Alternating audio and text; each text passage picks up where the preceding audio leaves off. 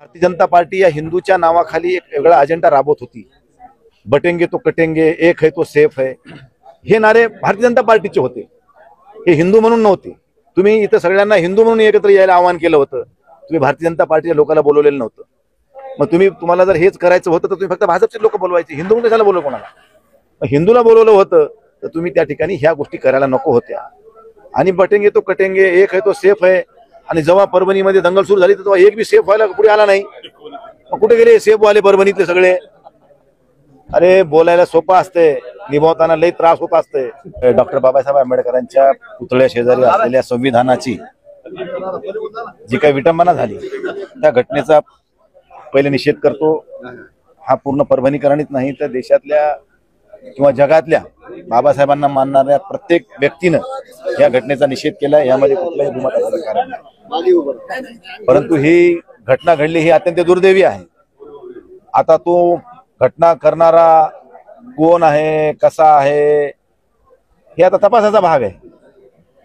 त्यामुळे हा गोष्टीचा तपास व्यवस्थित झाला पाहिजे की ज्यांनी घटना केली आहे त्यापेक्षा या घटनेच्या मागे कोणी आणखीन वेगळा आहे का हे बघणं काळाची गरज आहे। कारण असा एखादा माणूस येतो आणि डायरेक्ट संविधानाचीच तोडफोड करतो, असं कसं होऊ शकतं? रस्त्यामध्ये इतके अनेक महापुरुषांचे पुतळे आहेत, दुकानं आहेत, घरं आहेत, ऑटोवाला आहे, कारवाला आहे, हे आहे ते, कोणालाच काय म्हणत नाही, डायरेक्ट तिथंच कसा येतो हा विषय महत्वाचा आहे। आणि त्यानंतर जी काही परिस्थिती उद्भवली रात्रीनंतर सगळे जिल्हा प्रशासन, पोलीस प्रशासनाने येऊन, समाजातील सगळ्या लोकांनी येऊन या ठिकाणी बाबासाहेब आंबेडकरांच्या पुतळ्याला पुष्पहार अर्पण केला, सगळ्यांना शांततेचं आवाहन केलं। दुसऱ्या दिवशी बंदचं आवाहन स्वीकारलं, सगळ्या व्यापाऱ्यांनी बंदमध्ये सहभागी होण्याचं ठरवलं।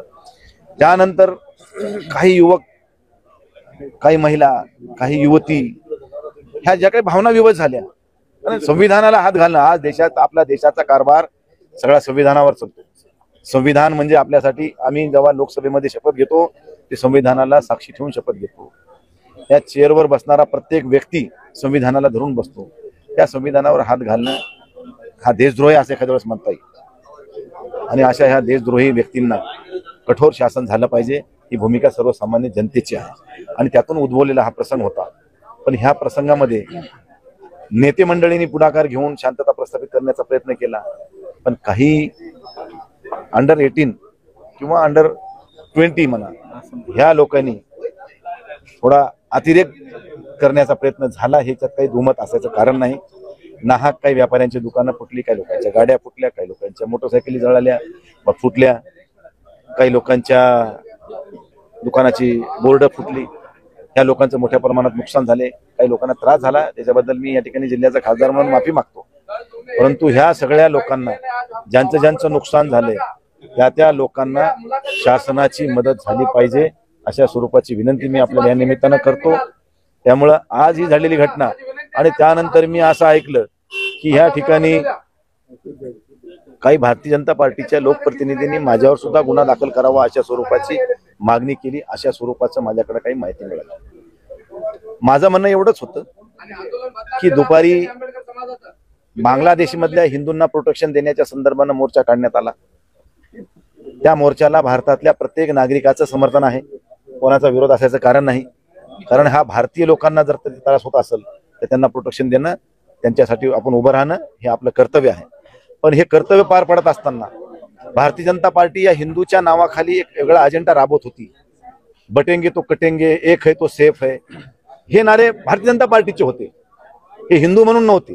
तुम्ही इथं सगळ्यांना हिंदू म्हणून एकत्र यायला आवाहन केलं होतं। तुम्ही भारतीय जनता पार्टीच्या लोकांना बोलवलेलं नव्हतं। मग तुम्हाला जर हेच करायचं होतं तर तुम्ही फक्त भाजपचे लोक बोलवायचे, हिंदू म्हणून कशाला बोलवलं कोणाला? हिंदूला बोलवलं होतं तर तुम्ही त्या ठिकाणी ह्या गोष्टी करायला नको होत्या। आणि बटेंगे तो कटेंगे, एक है तो सेफ है, आणि जेव्हा परभणीमध्ये दंगल सुरू झाली तेव्हा एक बी सेफ व्हायला पुढे आला नाही। कुठे गेले सेफ वाले परभणीतले सगळे? अरे बोलायला सोपं असते, निभावताना लई त्रास होत असते, कळालं का? म्हणून कधीही अशा भावनिक होऊन कोणत्या गोष्टी करू नका आणि समाजामध्ये तेढ निर्माण होईल असं कुठलं काम करू नका। तुम्ही आणखीन काहीच बघितलं नाही, आम्ही लय जीवनामध्ये अनुभवलो, हे सगळे आम्ही अनुभवणारी माणसं आहेत। आम्ही ह्या सगळ्या प्रक्रियेतून गेलेलो आहोत म्हणून आम्हाला कळतंय, ज्याचं जळते त्यालाच कळतंय। उगा येऊन भाषणं देऊन किंवा काहीतरी वातावरण गरम करून आपली पोळी भाजून घेणं हे सोपं आहे, परंतु त्यानंतर उद्भवणाऱ्या प्रसंगाला समोर जायला काय लागते आणि त्याच्यानंतर त्याचे परिणाम, दुष्परिणामाला कसा पुढे जावं लागते हे आम्ही जीवनात अनुभवले। म्हणून एवढ्या अनुभवातून आम्ही तुम्हाला या ठिकाणी सांगतोय ठीक आहे, तुम्ही केलं, सगळं झालं, त्यानंतर दुर्दैवी दुर्घटना घडली, त्यानंतर जे प्रसंग उद्भवले त्यावेळेस तुम्ही कुठं होतात? जेव्हा परभणीमध्ये तोडफोड होत होती, गाड्या फोडत होते, लोकांना त्रास होत होता, एकही भारतीय जनता पार्टीवाला पुढे आला नाही माईचा लाल. याचा मला आपल्याला निषेध करायचा या गोष्टीचा. तेव्हा कुठे गेली तुमची मर्दुमकी? कुठे गेले तुमचं सेफ? हे सेफ तेव्हा नव्हतं तुम्ही. मग सगळं झालं जिकडे तिकडे शांतता, मग येऊन लोकच काय झालं? अरे त्याचं वासून गेलं ना सगळं, त्याचं नुकसान झालं, त्याचं घर जळालं, कोणाची गाडी जळाली, काय झालं? बघा, ह्या गुन्ह्यामागे कोण आहे हे आता हे पोलीस तपासाचा भाग आहे. हे मी कोणावर ॲलिगेशन केले नाही किंवा मी कोणावर ॲलिगेशन करणार नाही, परंतु हे घटना बाबासाहेबांच्या संविधानाची जी दुर्घटना घडली आहे, ज्याचा त्यांनी तोडफोड करण्याचा प्रयत्न केला आहे, त्याच्या मागे कोण आहे, त्याचा बोलीचा धनी कोण, हा शोधणं आता ही काळाची गरज आहे. मी कालही प्रतिक्रिया दिली. मी देवेंद्र फडणवीस साहेबांनाही फोन केला होता. मी जे बोललो ते केलं, आणि फोन केल्यानंतर त्यांच्या पीएनी फोन उचलला आणि ते म्हणले की बाबा ह्या नंबरवर नाही, तुम्ही दुसऱ्या नंबरवर, मला नंबर द्या, मी त्याच्यावर बोलतो. त्यांच्याकडून मला नंबर पुन्हा आला नाही आणि माझं काही पुन्हा बोलणं झालं नाही. मी आज अमित शहांना देखील पत्र दिले की बाबा ह्या घटनेचा सखोल तपास झाला पाहिजे आणि जे कोणी दोषी असतील, मग ते कुठलाही असो, किती 30 मार्क असू द्या, त्याच्यावर कठोर शासन झालं पाहिजे आणि त्याला मध्ये तुरुंगात टाकून त्या ठिकाणी लोकांना न्याय दिला पाहिजे, अशा स्वरूपाची मागणी मी या ठिकाणी. पण माझ्यावरच गुन्हा दाखल करा. मी काय दिल्लीमध्ये मी काय दुर्घटना करायला होतो का? मी काय कशात भाग होता माझा काय? म्हणजे आता उगाच कोणाचं तरी बघायचं, म्हणजे ह्यांना भारतीय जनता पार्टीवाल्याला नेमकं काय साध्य करायचंय हेच मला कळत नाही. भारतीय जनता पार्टीच्या एक जबाबदार लोकप्रतिनिधीनं आमच्यावर कारवाया करावं म्हणावं, म्हणजे आता ही शोकांतिका आहे.